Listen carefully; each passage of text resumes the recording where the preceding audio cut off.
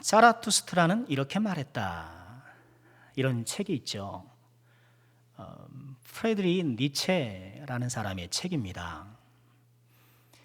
자라투스트라 이 이름은요, 이 조로아스터교의 예언자 조로아스터를 독일식으로 발음한 거라고 해요. 자라투스트라는 그 책 속의 인물인데, 이 저자인 니체의 분신이 되어서 책 속에서 니체의 사상을 전파하는 그런 인물입니다. 니체는 많은 책들을 썼습니다만 특별히 이 책을 굉장히 좋아했고 자랑스러워했다고 해요.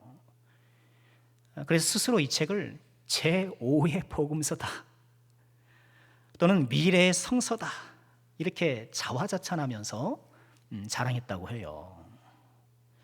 자라투스트라는 이렇게 말했다. 뭐라고 말했을까요? 그 책 이름은 자주 들어보았습니다만 뭐라고 말했는지는 잘 몰라요. 이 책은 여러 비유나 패러디로 되어 있어서 쉽게 읽혀지는 책은 아닙니다. 그런데 이 책 가운데에 자라투스트라가 한 말 중 가장 유명한 말이 있죠. 신은 죽었다. 신은 죽었다. 전통적인 기독교 사상이나 도덕관념에서 벗어나야 한다. 이게 니체의 선언이에요. 신은 죽었다.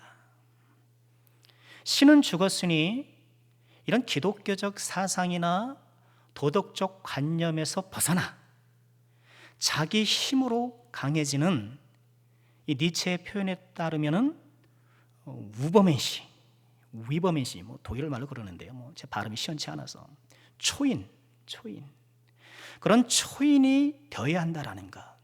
그러니까 신은 죽었으니 스스로 위버맨시 초인이 되어서 살아가야 한다라는 것. 이 자라투스트라가 한 말이에요. 니체의 메시지인 것이죠.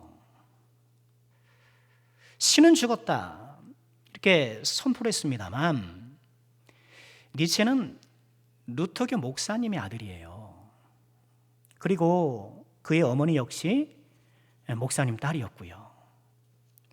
어린 시절에는 꼬마 목사 이런 소리를 들을 만큼 아주 어려서부터 경건하게 또 신앙생활을 잘 했던 모양이에요.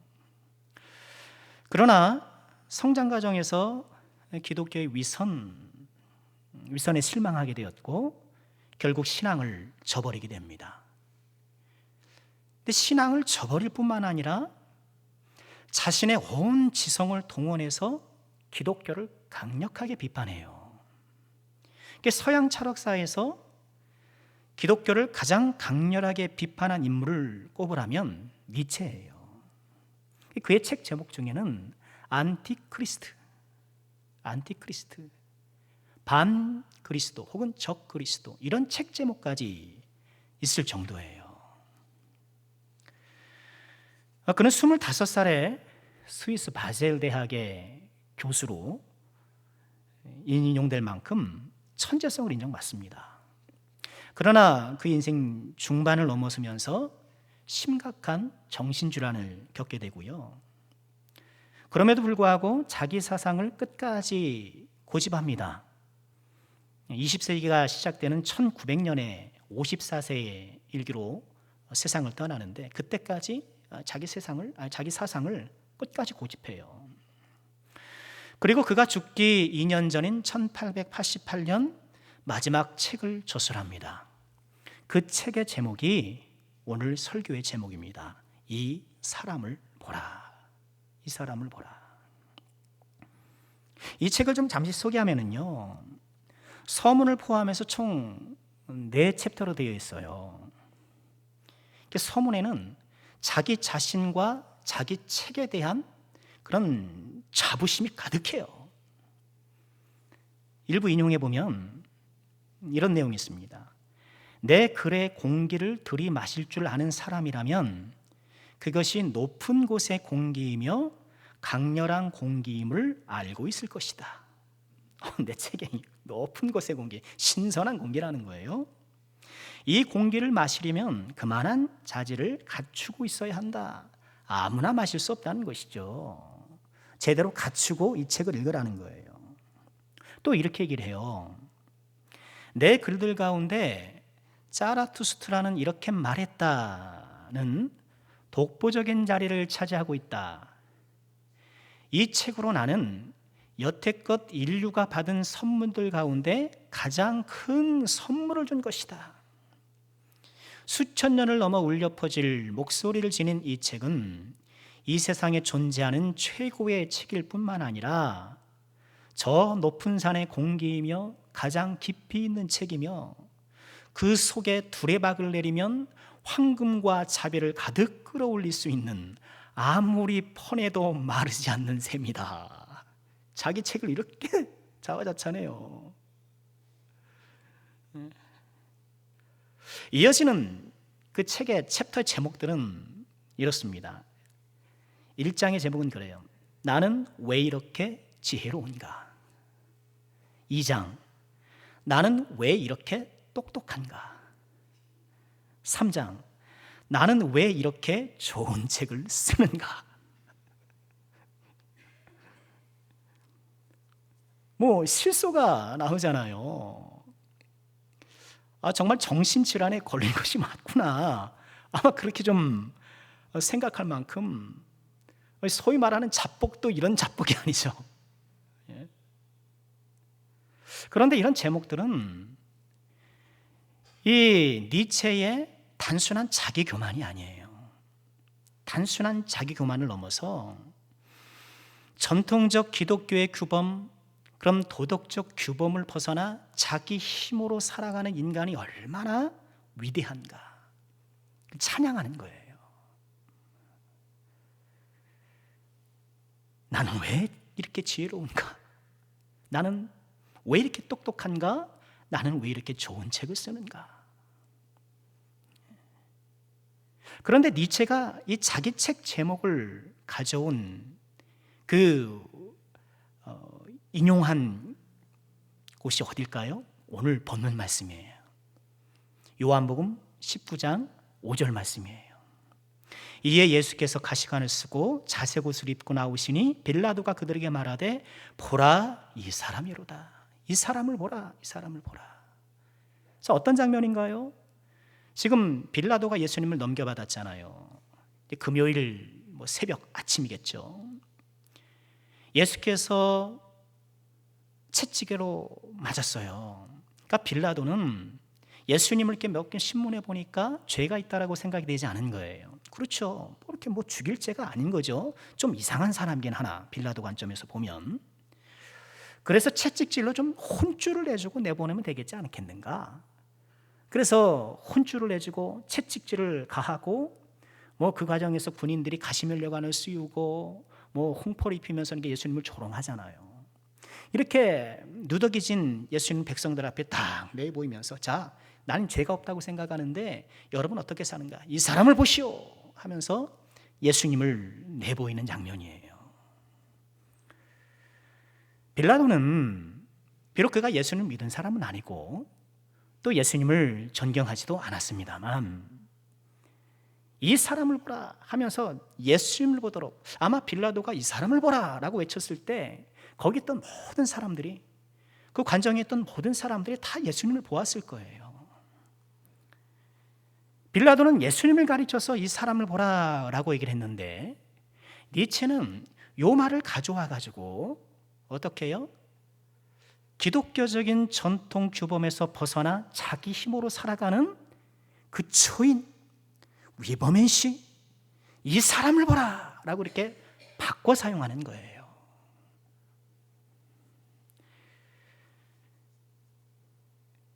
자, 지금 오늘 설교를 시작하면서 제가 좀 니체 이야기를 좀 길게 하는 이유는 뭔가? 그 이유는요, 지금 우리가 살아가는 이 시대는 그야말로 니체의 시대이기 때문에 그래요. 니체가 1900년에 생을 마감했으니까 120년이 지났잖아요. 그러니까 니체는 죽었지만 지금 우리가 살아가는 이 세상은 훨씬 더 니체적인 세상. 신은 죽었고 예수를 바라보기보다는 누구를 바라보래요? 인간을 바라보도록, 자기 자신을 바라보도록 계속해서 외치고, 그것이야말로 참 진리고 지성이고 똑똑한 것으로 간주되는 세상, 우리가 그런 세상을 살아가고 있는 거예요.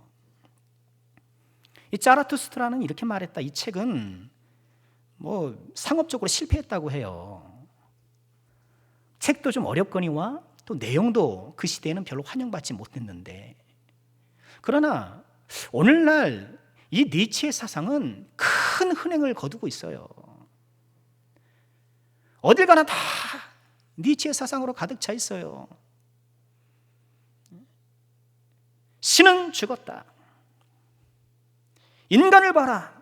인간의 기술을 봐라. 인간의 능력을 봐라. 자기 자신을 봐라. 자기 힘으로 인생을 헤쳐나가는 사람, 그 위버맨시 초인이야말로 우리가 본받고 바라봐야 될 사람이 아니겠는가. 이 사람 예수가 아니라 이 사람 초인 위버맨시를 바라봐라. 자기 힘으로 살아가는 사람을 바라봐라. 여러분, 그런 사람을 우리가 더 지금 높이 평가하고 소위 말하는 인간 승리, 그런 사람들을 다 추앙하지 않습니까?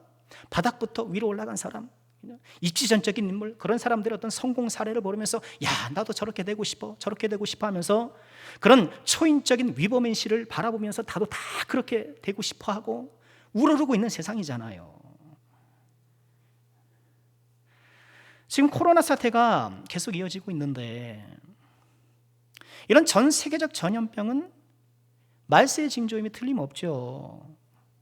우리 새벽에도 나눴습니다만, 지금 이 전염병을 통하여서 하나님께서 잠자고 있는 사람들의 요람을, 신대를 지금 흔들어 깨우고 있는 중이신 거예요. 주님 오실 날이 멀지 않았음을 흔들어 깨우는 거예요. 그러나 이런 전 지구적 재난을 직면하면서도 하나님 안 봅니다. 여전히 인간 봐요. 백신 바라보고, 백신을 개발하는 그 인간의 어떤 그 기술, 그 능력을 바라보는 거예요. 위버맨시를 바라보고 초인을 바라보고 있는 거예요. 여러분, 오해하지 마십시오. 제가 백신을 부정하거나 그런 게 아니잖아요. 우리 새벽마다 백신 접종이 잘 되도록 우리가 기도하고 있지 않습니까? 문제는 그거예요. 하나님이 흔들어 깨임에도 불구하고 더욱더 철저하고 완고하게 하나님 바라보기를 거부절하는 이 시대의 완악함을 이야기하고 싶은 거예요. 이 사태가 진정되면 더 교만해질 거예요. 인간이 이겼다. 결국 인간이 또 해냈다. 여러분, 하나님 바라보기는 하나님 바라본다는 건 좀 말도 안 되는 소리고, 얼마나 이 위버맨시 인간이 찬란한가, 얼마나 위대한가, 그러면서 또 자고할 것이에요. 이 시대에 이 사람을 보라는 이 빌라도의 입을 통해서 말씀하시는 하나님의 이 외침은 전혀 환영받지 못해요.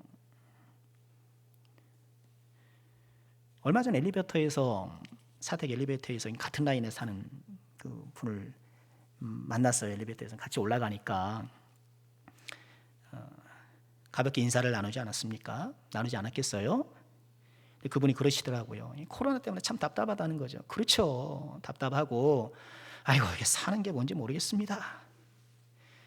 저한테 진심을 토로하겠습니까? 그냥 가볍게 하는 인사죠. 푸념 섞인 인사를 그렇게 하시더라고요. 그래서 저도 가볍게 던졌죠. 교회 한번 다녀보세요. 그랬더니 그분이 허허 하고 웃으시더라고요.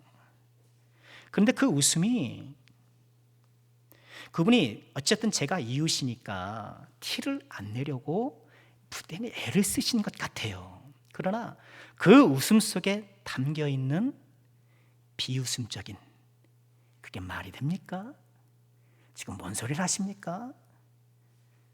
그 허허하는 그 짧은 웃음 속에 모든 걸 이야기하고 있더라고요.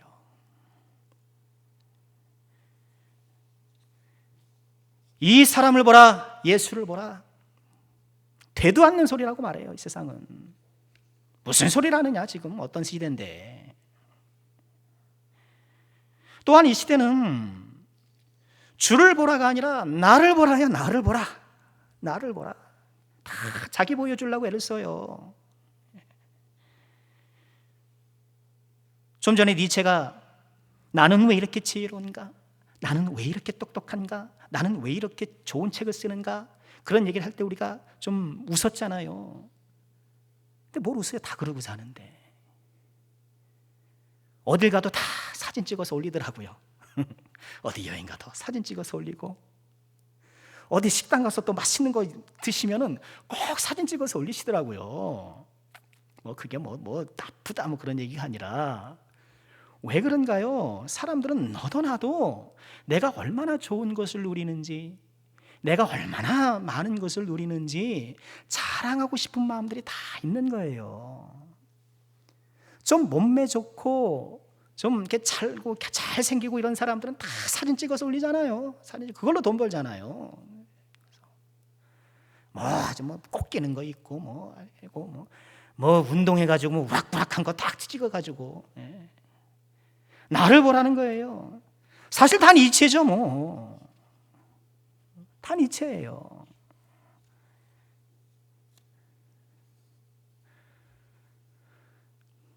뿐만 아니라 내가 얼마나 힘든지도 보라는 거예요. 내가 얼마나 힘든지도, 내가 얼마나 이렇게 잘 살고 내가 편안하니 이런 것도 보여주려고 하지만, 반대로 내가 얼마나 힘들고 내가 상처받았는데도 자꾸 보여주려고 해요. 내가 세상에서 제일 어렵고 슬프고 괴로운 사람이고, 그래 나의 아픔을 좀 봐달라고, 나를 좀 봐달라고 일해요. 그렇게 자꾸 사진 찍어 올리는 것도 어떻게 보면 그런 영혼의 허전함을 달래는 수단이 아닌가 싶어요. 저는 상처를 아무것도 아닌 것처럼 가볍게 취급할 생각이 조금도 없어요. 오해 마시길 바랍니다. 우리의 상처와 마음 깊은 곳의 그 고통은 신중하게 접근하고 또 매우 심도 있게 다뤄야 될 부분이 있는 것이 사실이에요. 그런데 혹시나 그 상처를 목발 삼아서 쩔룩쩔룩거리는 것을 당연히 여기며 그 가운데 적응해 살아가는 것은 아닌가.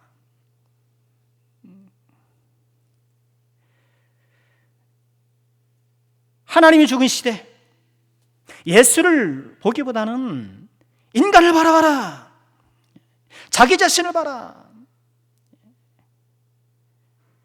여러분, 이런 시대에 우리는 오늘 이 빌라도의 입술을 빌어, 얼마나 사람이 없었으면 빌라도의 입술을 빌어 말씀하시겠냐는 거예요. 생각해 보세요. 제자들 다 도망갔죠. 예수님 따르는 사람들 어디 있는지 모르겠어요. 오늘 종려주일 호산나 호산나 했던 사람들 다 어디 갔는지 모르겠어요. 얼마나 얘기할 사람이 없으면 하나님께서 빌라도의 입술을 빌어서 말씀하시나요? 이 사람을 보라, 이 사람을 보라.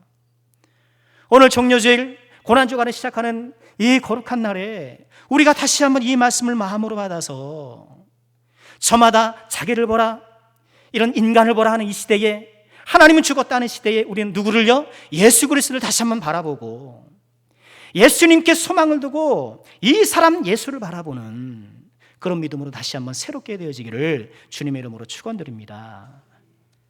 우리가 바라봐야 될 예수님은 어떤 예수님일까? 우리가 바라볼 예수님은 고난받는 종이세요. 고난받는 종. 좀 좋은 것 보고 좀 위대한 뭐 그런 주님 바라보기도 하겠습니다만, 오늘 말씀을 통해서 우리의 시선을 끄는 예수님의 모습은 고난받는 종이라는 거예요. 고난받는 하나님의 아들. 여러분, 세상에 어떤 종교에도 이런 개념은 없어요. 내가 믿고 섬기는 이 신적 대상이 고난을 받는다? 그건 말도 안 되는 거예요. 고행을 하는 경우는 있어요. 고행. 스스로 절제하면서 고행을 하는 그런 경우는 있을지 모르겠으나, 이처럼 사람에게 얻어맞고 모욕당하고 욕먹고 이런 신이 어디 있어요, 세상에. 우리 기독교만이 갖고 있는 아주 독특한 거예요.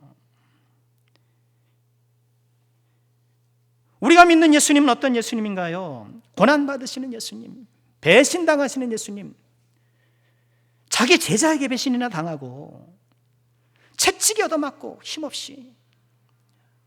여러분, 예수님이 채찍 맞으셨을 때 예수님이니까 잘 견디겠습니까? 여러분, 영화나 이런 드라마 보면 무슨 독립투사가 딱 붙잡혀가지고 딱 이렇게 막 고문당할 때 어떻습니까? 막 이겨내잖아요, 고문은. 그거 다 말도 안 되는 얘기예요.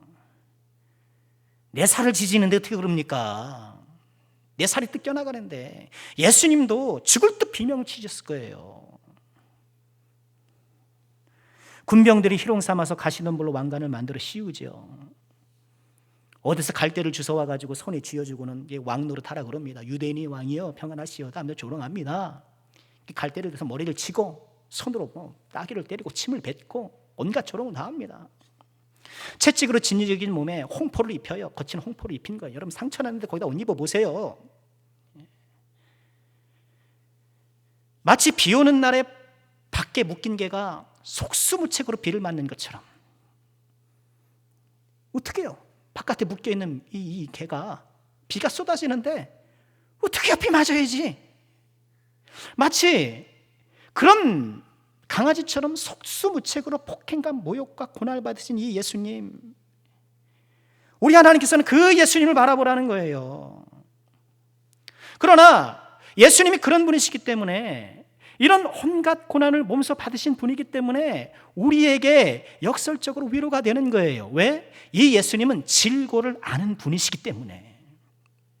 이렇게 온갖 고난을 받기 때문에, 이 고난의 모든 깊은 곳을 아시는 분이시기 때문에 우리는 이 예수 안에서 비로소 위로를 얻게 되는 거예요.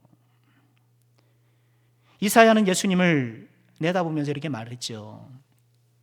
이사야 53장 3절에 보면, 그는 멸시를 받아 사람들에게 버림받았으며 간고를 많이 겪었으며 질고를 아는 자라. 질고를 아는 자라. 우리 주님은 질고를 아는 자. 이 질고의 문자적 의미는 질병으로 고통하는 것. 우리 질병으로 고통하는 모든 죄종들께서는요, 우리 예수님께서 그 질고를 아신다는 사실을 꼭 기억하시길 바랍니다. 그것이 얼마나 아프고 그것이 얼마나 힘들고 그것을 우리 주님께서 아시는 거예요. 질고뿐이겠습니까? 우리 주님께서는 이 세상에서 우리가 겪게 되는 온갖 고통을 다 아시는 분이세요. 친구의 배신, 내가 믿었던 사람에게 배신 당했을 때의 그 심정이 어떻겠습니까? 믿었던 친구가 나를 속이고, 믿었던 가족이 나를 속이고, 그렇게 나를 궁지로 몰아넣었을 때에 세상에 실망하고 사람에 실망하고. 우리 예수님 부모가 준 상처도 아시죠? 십자가에 달리셨을 때 하나님께서 돌아주세요. 세상이 어두워졌잖아요. 엘리엘이 라마 사막다니, 나의 하나님 나의 하나님 어찌 나를 버리셨나이까. 예수님은요 언제나 예수님을 아버지로 불렀어요. 복음서를 보면 언제나 아버지예요. 아버지, 너희 아버지, 나의 아버지, 아버지로 부르셨지 하나님으로 부르신 적이 없어요. 신이여 부른 적이 없어요. 그러나 유일하게 십자가상에서 나의 신이여. 왜? 아버지가 더 이상 아닌 거예요. 하나님이 돌아섰어요. 그러니 해가 어두워진 거예요. 부모가 준 상처만큼 우리 영혼에 깊이 패여 있는 것이 어디 있어요? 주님이 아셔요. 주님이 아셔요. 일이 주는 압박감, 그렇죠? 우리 일터에 가면 해야 되는데 막 압박감 있잖아요. 십자가라는 그 압박감, 반역하는 자식들은 그냥 속상하실 때가 있잖아요. 자녀들이 다 말도 안 듣고 그냥 방황하고 그냥 속상할 때가 있는데, 우리 하나님 아버지가 그걸 아시잖아요. 모함, 억울함. 예수님만큼 억울한 게 어디 있어요? 빌라도 지금 죄 없다고 2번이나 얘기하잖아요. 죄 없다고 하는데 이 잘못된 재판에 억울하게 사용당하신 것 아닙니까? 멸시천대. 그렇잖아요. 누가 나를 존중해 줍니까? 우리 같은 평범한 소시민들을 누가 가서 이렇게 사랑해 주고 그럽니까? 어디가 다 멸시받아요. 어르신들 어디 가시면 누가 환영해 줍니까? 죄송합니다만, 저 노인네, 저 할머니 뭐 하시나 이러고. 멸시예요, 멸시. 멸시천대 받는 것이 무엇인지 알고, 물리적 폭행의 그 고통이 뭔지 아시는, 심지어 죽음이 뭔지 아시는, 인생의 온갖 고난을, 그 질고를 아는 분, 그 질고를 아는 분이기 때문에 어때요? 우리가 당하는 인생의 모든 질고에 깊이 공감하시고 우리를 알고 계시는 분이세요. 히브리서 4장 15절에 우리 예수님 이렇게 말해요. 우리에게 있는 대제사장, 예수님이죠. 우리의 연약함을 동정하지 못하리가 아니죠. 우리의 연약함을 공감하시고 깊이 아시는 분이시라는 거예요. 누가 나를 위로해 줄까? 여러분, 누구를 바라볼 때 위로가 됩니까? 여러분 생각해 보세요. 내가 좀 힘들고 어려워요. 누구를 바라볼 때 위로가 돼요? 예? 세상 사람들 다 잘난 것 같은데, 교회 와도 나만 불행하고 나만 힘든 것 같은데 누구를 바라보고 내가 위로를 받아요? 질고를 아는 자, 우리의 연약함을 공감하시는 그 예수님, 이 사람 예수를 바라볼 때에 우리가 참 위로를 얻게 되는 거예요.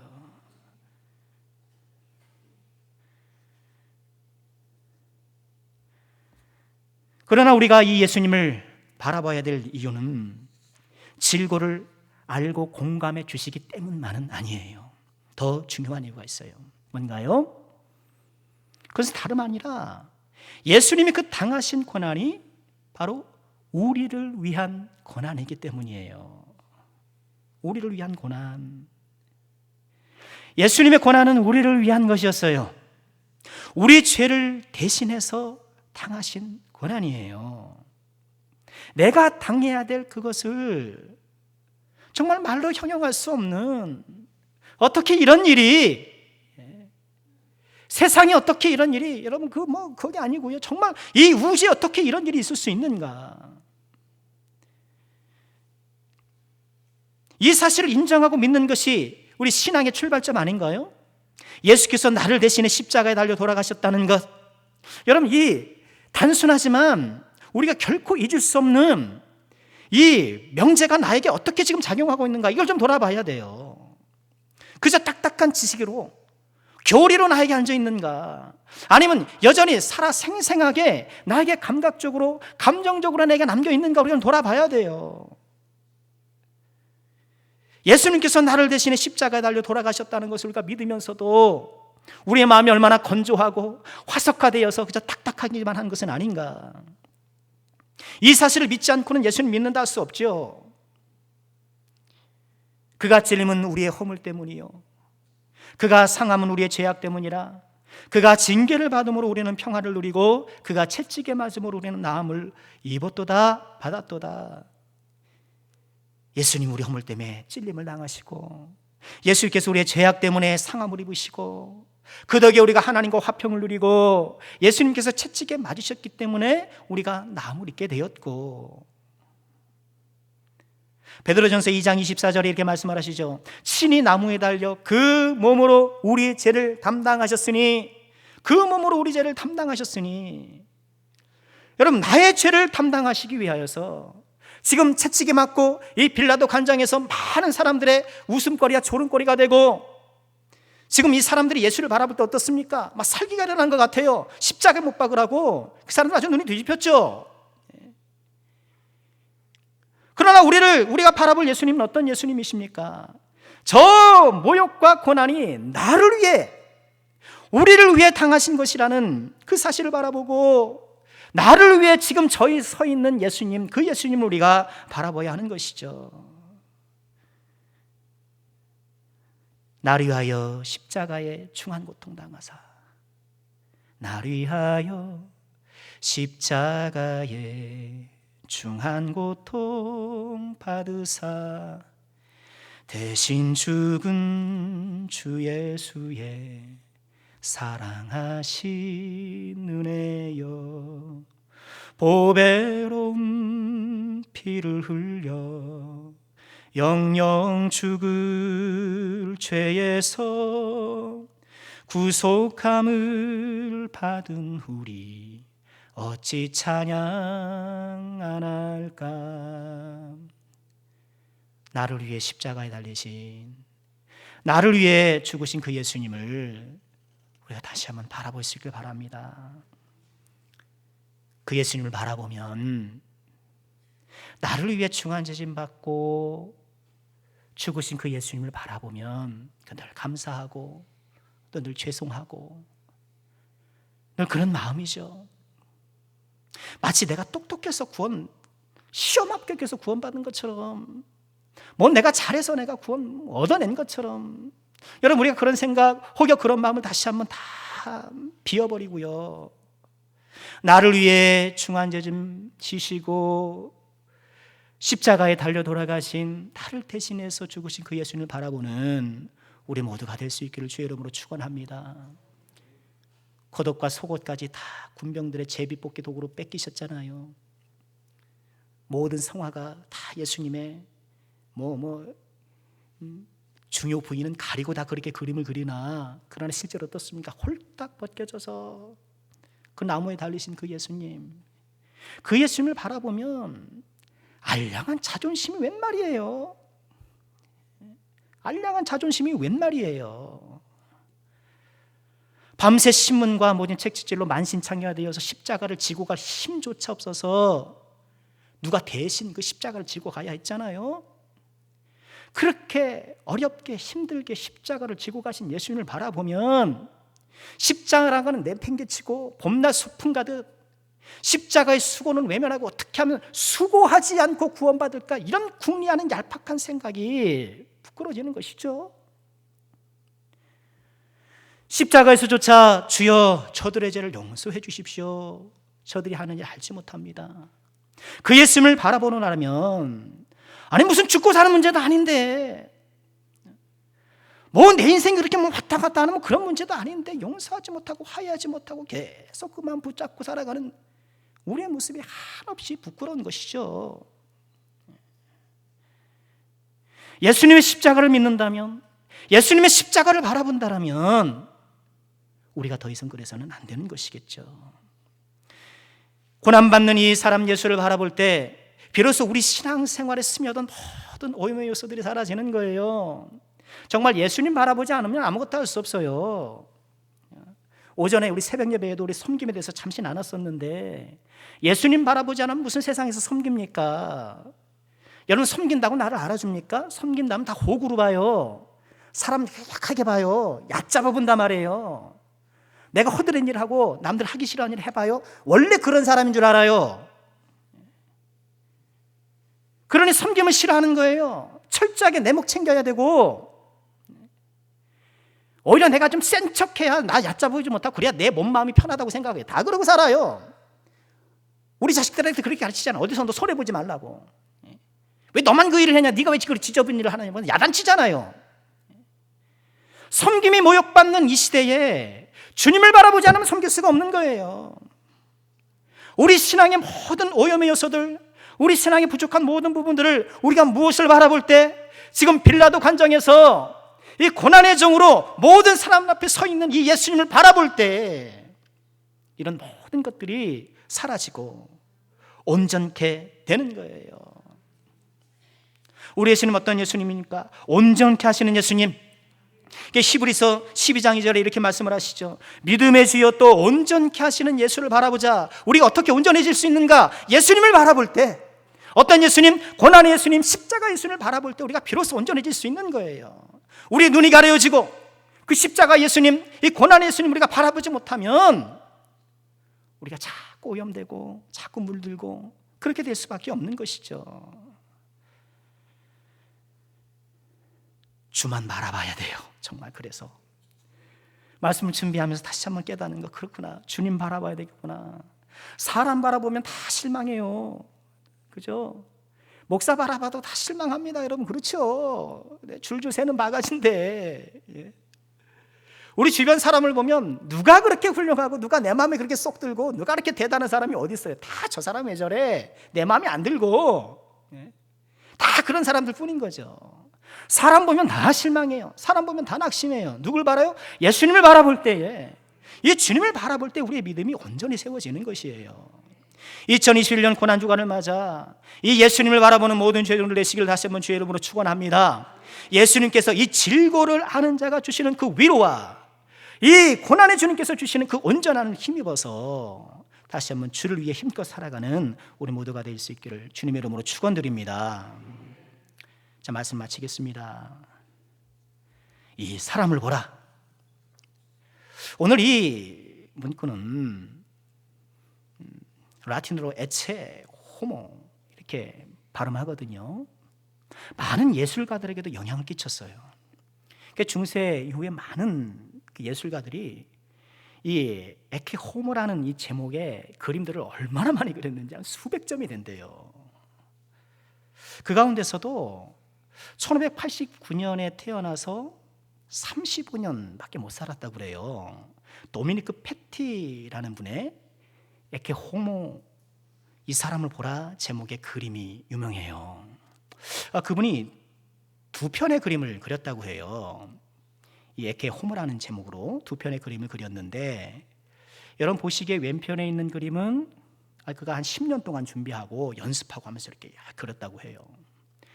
그리고 오른편에 있는 그림은 이 그림이 나오기보다 왼편의 그림보다 한 5년 먼저 그린 글이라고 하는데요.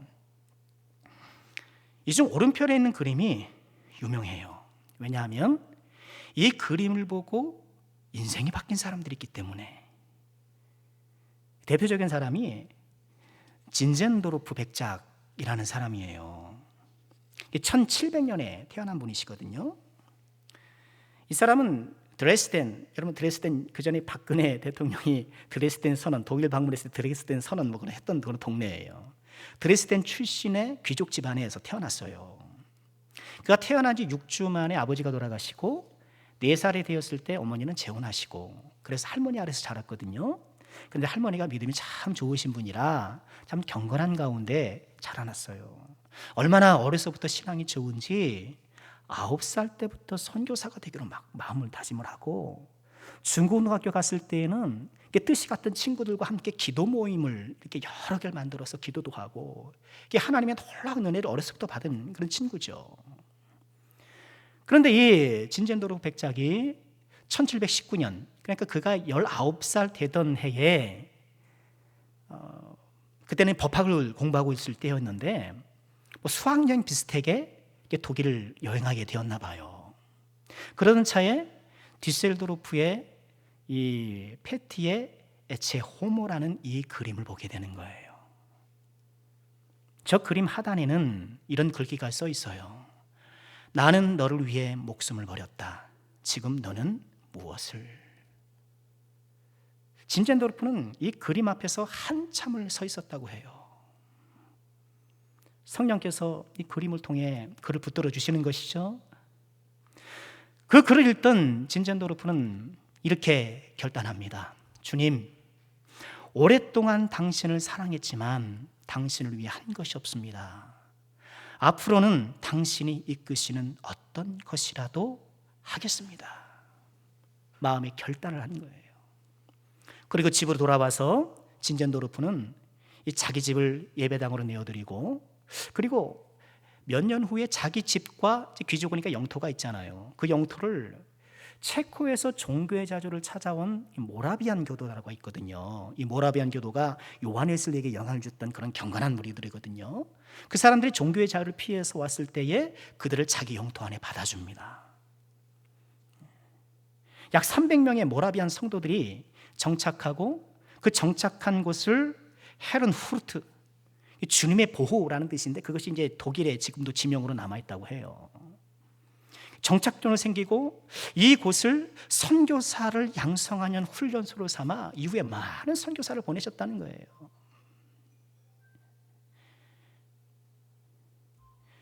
이 진젠도르프가 이 그림 앞에서 제 호모, 하나님을 바라보는 그 그림 앞에서 그의 인생이 회심하고 변화되기 시작한 거예요. 이 진젠도르프가 그림 앞에서 회심한 지 약 140년 후에 1858년에 이 독일로 유학 온 영국 여인이 한 분이 계셨어요. 이 하버갈이라는 분이신데 이 분도 이 그림 앞에서 큰 감동을 받습니다. 그리고 이런 찬송시를 써요. 내 너를 위해 몸을 주건만 너 무엇 주느냐. 널 위해 몸을 주건만 너 무엇 주느냐. 우리 찬송가 311장입니다. 비록 그림이었으나 주를 바라봤던 이 사람들, 그림을 바라봤겠습니까? 그 그림을 통하여서 예수를 바라보고 고난의 주를 바라봤던 이 사람들이 인생이 변화되고 주를 위한 삶으로 다시 한번 인생이 개편되어지고 주를 찬양하는 삶으로 다시 한번 그 인생이 점프하고 주를 바라보는 자에게 이러한 은혜를 베풀어 주시는 것이죠. 우리가 사는 이 시대에, 신은 죽었다고 선포되는 이 시대에 저마다 인간을 바라봐라, 나를 봐라, 또는 내 아픔을 바라봐라, 다 주를 바라지 못하도록 어떻게 하면 그 시선을 다 흐트려서 세상을 보게 하는지, 이런 신이 죽은 이 세상 가운데에 우리가 다시 한번 마음에 결단한 것, 고난당하신 주님, 세상에 줄 수 없는 위로를 주는 그 주님, 나를 온전케 하시는 그 주님, 우리가 다시 한번 그 주님을 바라보는 은혜가 있게 되기를 주의 이름으로 축원합니다. 이 고난의 예수를 바라보는 자가 부활의 예수님도 바라보게 될 것입니다. 이 귀한 은혜 가운데에 날마다 승리하시고 예수 그리스도의 은혜와 평강 가운데 거하시는 모든 죄인들 되시기를 주님의 이름으로 축원드립니다.